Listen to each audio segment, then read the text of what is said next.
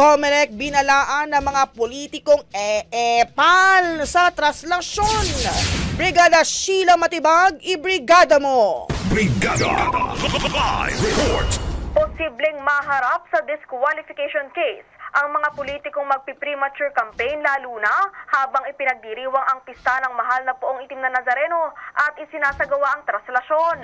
Mababatid na sa February 11 pa magsisimula ang official campaign period para sa senatorial candidates at party list groups at March 28 naman sa mga kakandidato para sa House of Representatives at provincial, city at municipal officials.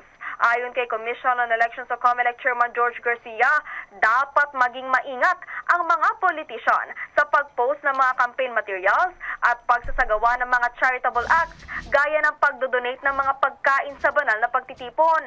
Ani Garcia, gusto nilang ipaalala sa mga politiko na nananamantala ng ganitong mga aktibidad na sana ay igalang naman ang karapatan ng taong bayan sa pananampalataya. Paalala pa nito, hindi nila kayang pigilan ang kahit na sinong maghahain ng disqualification laban sa kahit na sinong politiko at wala ring makapipigil sa ahensya na idiskwalipika ang lahat ng politiko na palagay nila ay may nagawang paglabag.